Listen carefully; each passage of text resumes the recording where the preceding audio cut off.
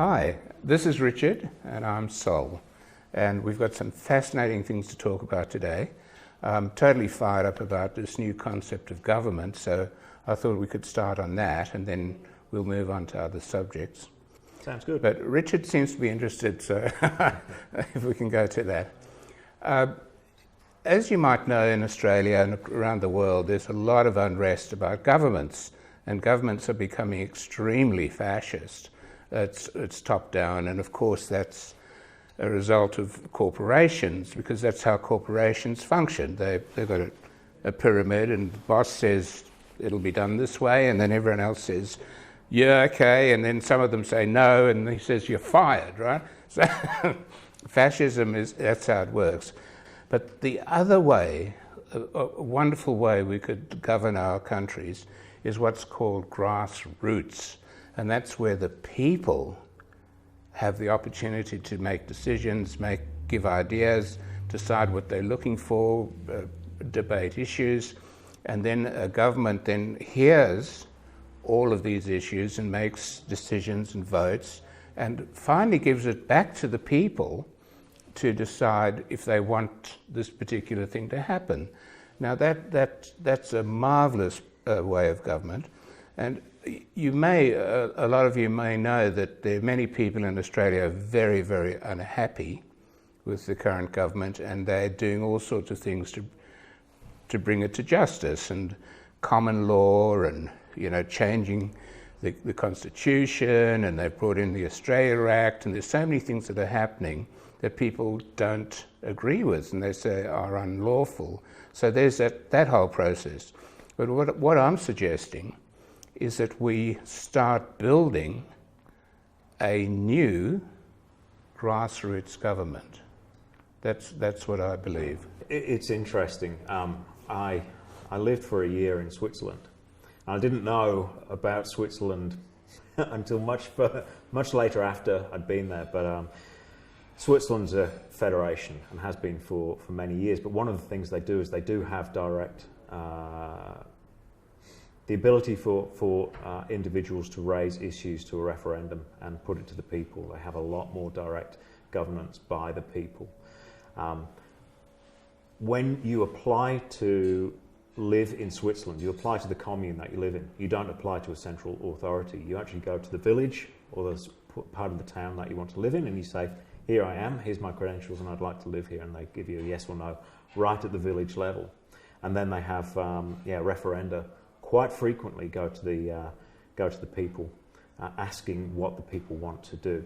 Now, I can't say that I know how well or otherwise that works, but I know that that's a model that's there.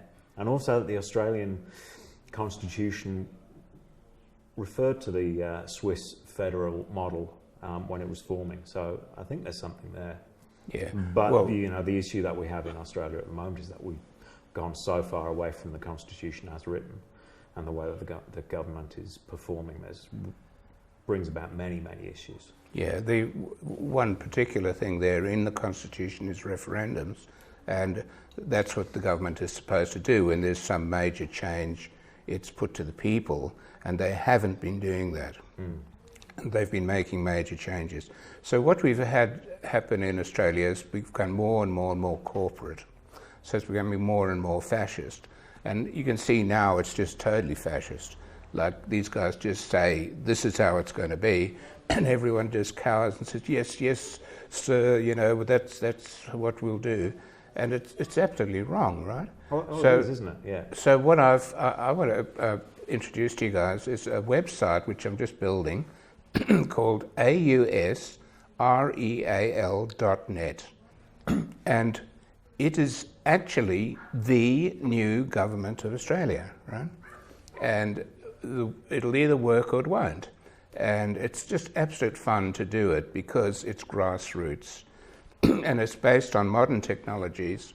It's based on the people wanting things, debating things, and then having a referendum to see whether they go ahead. And it's amazingly simple. Would you believe it gets rid of, sorry about this, Prime Minister, it gets rid of all of the Parliament, it gets rid of the Houses of Parliament, it gets rid of the Westminster system, which is utterly shocking. You know, it's a divisive, aggressive, you know, government against an opposition. It's just rubbish. Get rid of all of that. And it comes in with a modern system of Australians getting together and saying what they want to say and having the chance. I don't know if you guys have ever heard of meetings with a talking stick. So Yes. it's when you give them the talking stick and nobody can interrupt you. And how often have we been to meetings where you're trying to say what you want to say and some person jumps up who's loud and shouts and overrides you and so on? We get rid of all of that. So we have the first process in our government of everyone being able to have a say. And so they, in essence, have a talking stick. And if we do it through, for example, Zoom meetings on the internet, of course, the facilitator of the Zoom meeting can switch the mics off of all the people except the one who's talking. And so they say what they say. And of course, they write down all the issues and ideas are written down of what these people want. And then after that part of the meeting, and we can have those as physical meetings, we can have them in all sorts of ways, the facilitator and others gather together all the issues and ideas and thoughts that have come out of that meeting and place them in a database online, right? And this is where it gets very, very interesting because, you know, to run a government or run a country like Australia, there'd just be tens of thousands of issues, right?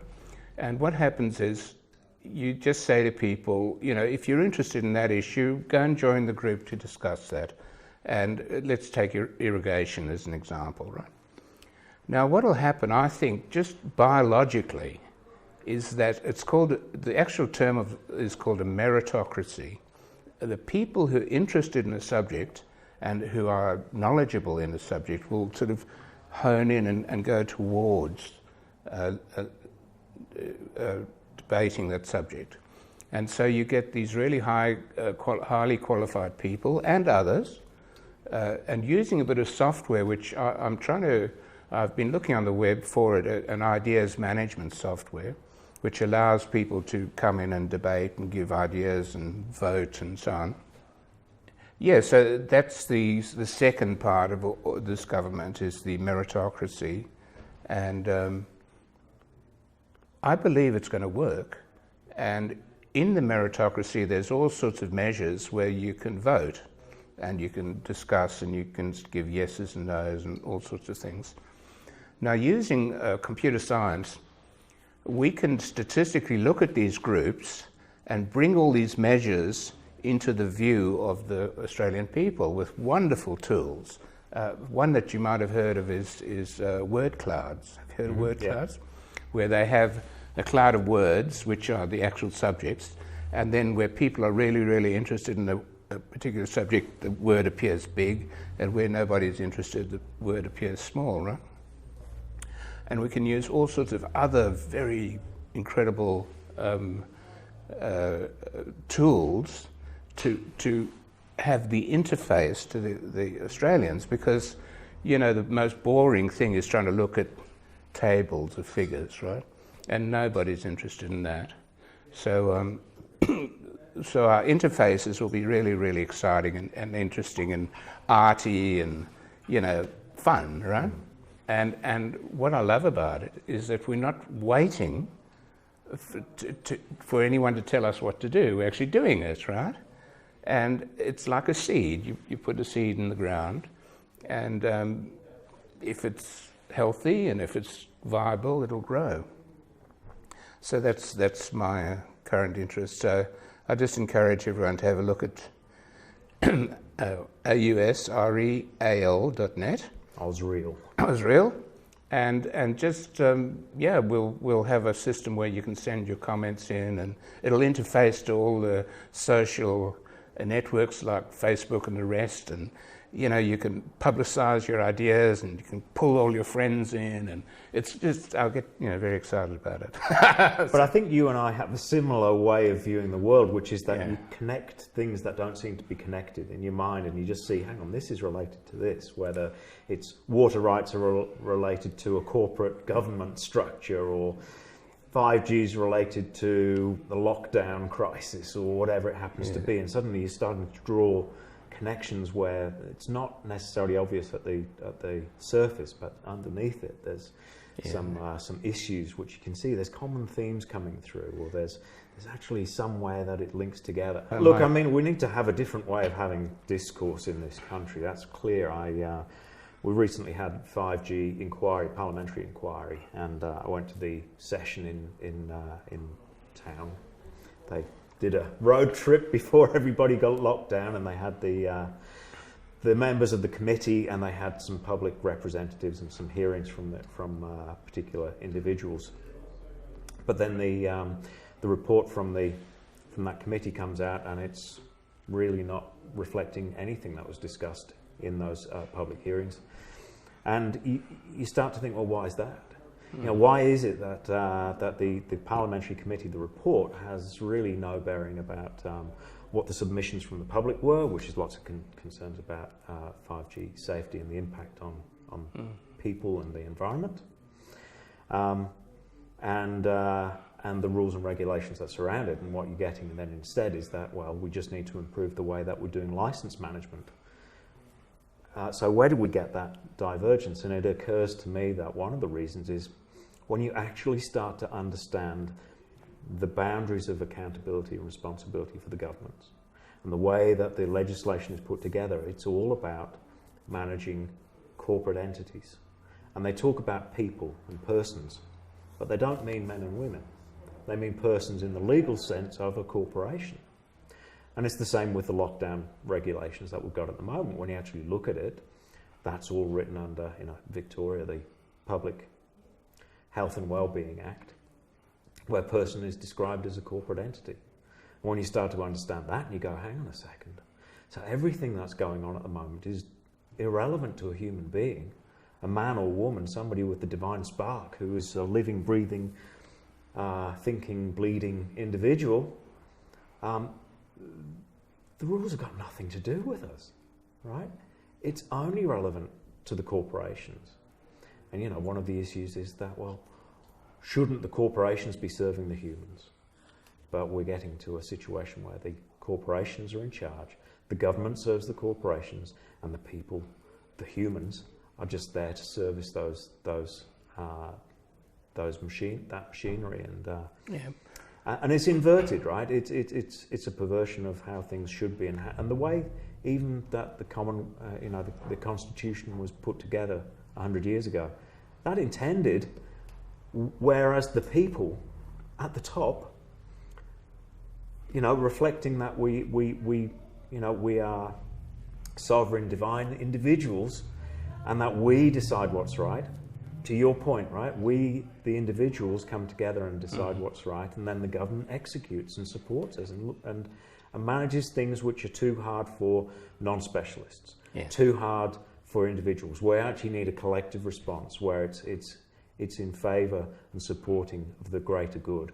But the greater good is human-centric, not corporate-centric, not financially centric. Well, being the marketer of this new government, I would suggest, why don't we use 5G as one of the topics that we'll put into this whole process, and see what we come up with. Because in the first step of the government, all the ideas can be put out through the grassroots, through the people, collected, put into the database, which is all linked up, as you said, relationally, and then get it debated by people who know what they're talking about, coming up with solutions, voting on those solutions inside the meritocracy, which is this management system, and then once the solutions are decided, putting those solutions back to the people, to the grassroots, saying, you know, what do you think? Now, as far as data volumes go, it would be impossible for everybody to vote on everything, right? So I thought, well, why don't we do it the other way around? Why don't we put all the ideas out there, and only if you disagree, you talk to the people, right? So that would be one way of covering the volume problem, because you couldn't get everyone in Australia to vote on everything, right? They wouldn't want to, right? No, they're not interested. And that's why the government's set up with all these subcommittees and everything else, because by and large, it's just drudgery. Yeah. And then suddenly something will impact you, and you'll realise, hang on a second, that's something I really need to understand and be involved in. So just being able to then include yourself within that debate. Yeah, and just on another point you raised, which is this sort of surreptitious process of government, of things happening for reasons that we can't see. Apparently with COVID-19, there are many evidences that this has all been planned. And one in particular is a Senate bill, which is called the COVID bill, right? And it was set up a year before the pandemic. In Australia? No, in the States, in the US. And it allows this enormous bailout of the banks, right? And so along came the pandemic. Everyone got totally entranced and hypnotized by the pandemic. And meanwhile, the government brought in this bill and bailed out trillions and trillions and trillions of dollars for the banks. So potentially, the whole COVID thing was one of the reasons it was created, was to bail out the banks, So let's throw all that out, and let's go back to grassroots. So that's the idea. Yeah. There's a few issues in there, aren't there, that need to be worked out. How do you avoid a particular topic where there's been years of discussion, years of debate, just suddenly being taken over and people coming in and smashing it up? You need a way where people that have been on the journey for a long time and are sort of respected in that field are able to be respected from that point of view. But at the same time, you don't want the situation, that science progresses one death at a time.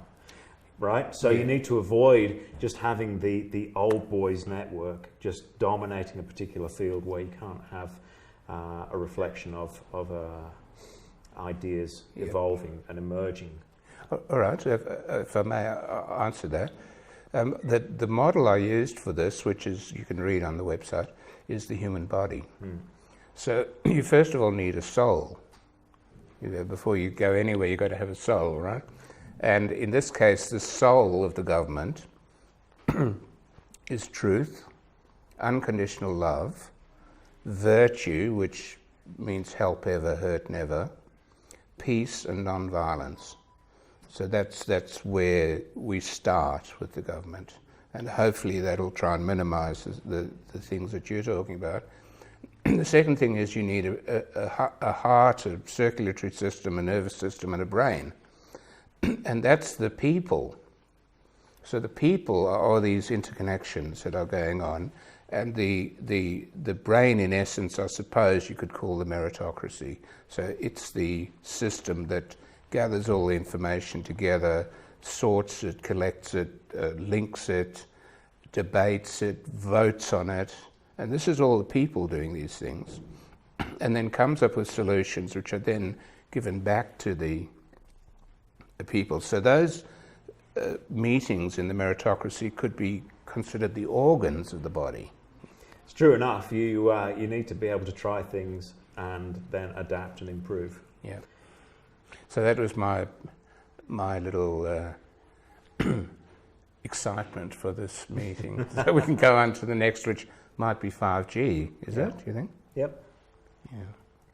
So 5G is being rolled out even in this neck of the woods. Here we are out in the outer suburbs, and we've got 5G being installed on towers. Now at the moment what's coming in is not the truly controversial aspects of 5G, which is the small cells, and we'll get onto that. But currently what's going on is that 5G is being added to existing towers and installations, just as extra panels on the post.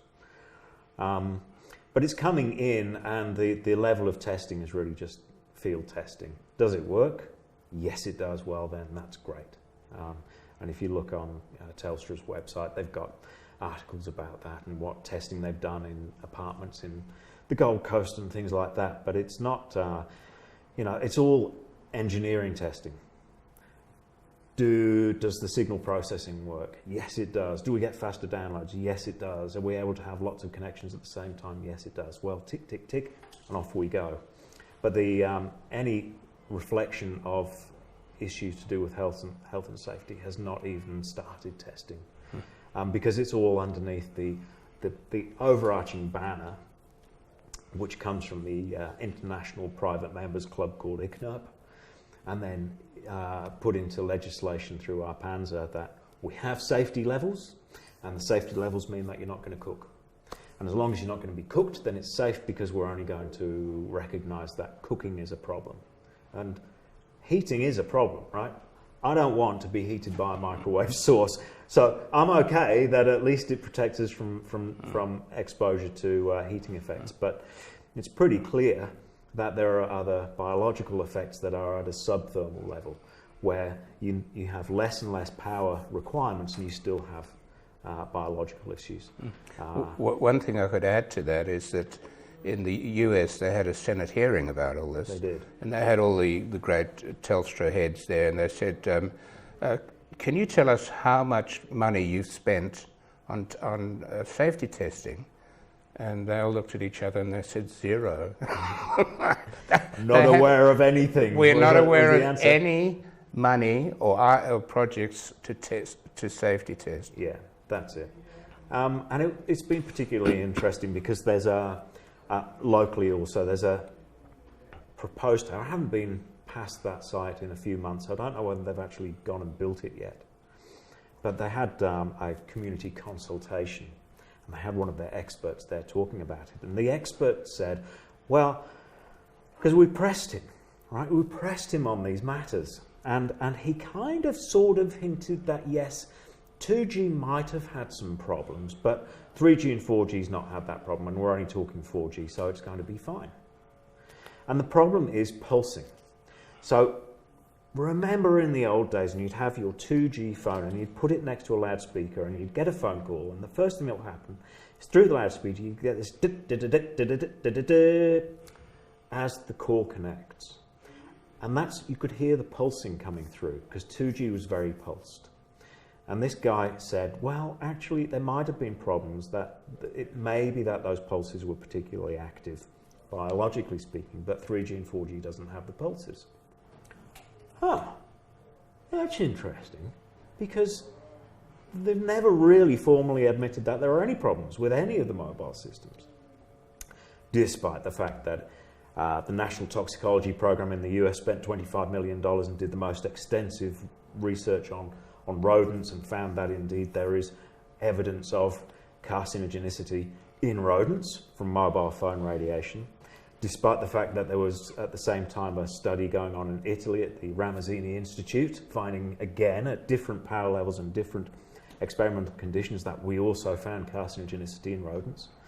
So we do have evidence of cancer effects from mobile phone radiation, but this was the first time I'd really heard anyone from industry saying, yeah, well, there might have been problems there. We're not saying that they were, but there might have been, but don't worry about it because 3G, 4G, it's fine.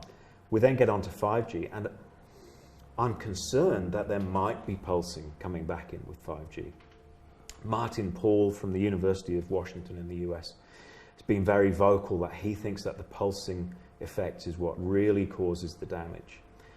But again, we don't have it. So this is where we actually need to be studying the biological issues with 5G. We can't assume it's safe. We actually need to assume that it's unknown, and we need to do the research and not run on assumptions. But the whole industry is running on assumptions and blanket statements, and people are getting hurt.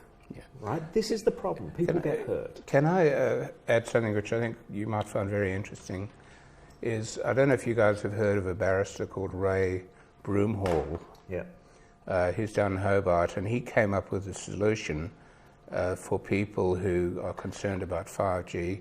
And I'd encourage everybody to check out Ray Broomhall's solution, which in essence is a proper legal documents which have been checked by a judge, so they're legally perfect, where you can go to a doctor and get a certificate saying that you feel you're being damaged by radiation, and then present that in the documents that Ray will give you to whoever's involved. In particular, in one case it was the Gold Coast Council, and they have to stop the implementation. And in fact, in Sydney, on one of the areas, they had to actually take out the devices, the equipment they'd put in.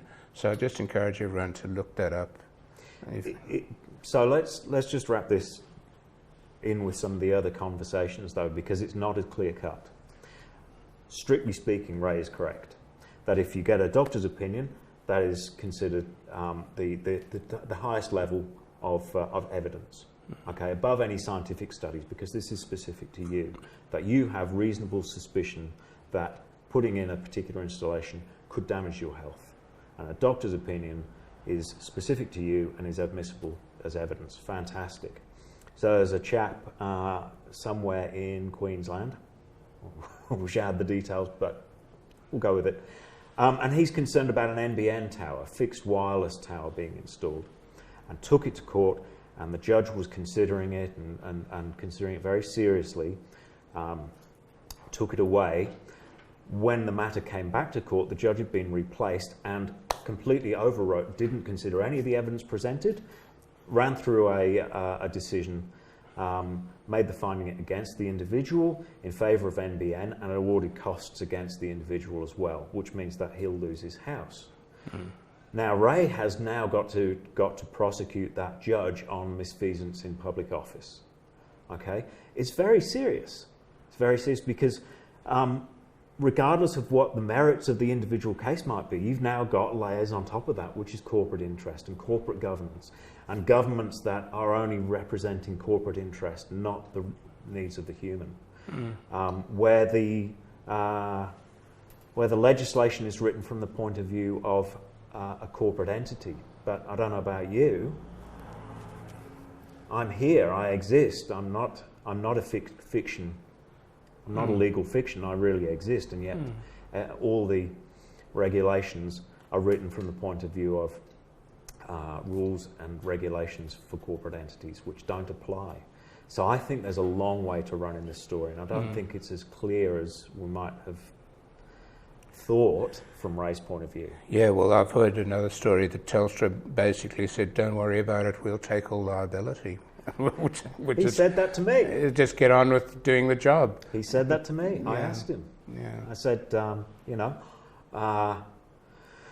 5G is one of the top 5 risks identified by Swiss Re. Swiss Re are one of the biggest insurance companies in the whole world. They insure the insurance companies. They're called a reinsurance company. And they identified 5G as one of their top 5 risks, not just from the technical side of things, but also from the legal point of view. Put that to the Telstra chairman at their AGM.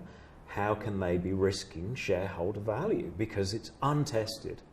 The legal issues are massive, and it hasn't resolved yet. And he just said, not only do we accept liability, we accept it 100%, because they're uninsured. They're running naked, and we'll just have to see how this plays out. So there's a long way to run, and these stakes could not be higher, right? The stakes couldn't be higher from the corporate side of things and from the impact to the people that live in this place. Well, maybe we'll take a break now and then we'll continue. That's good.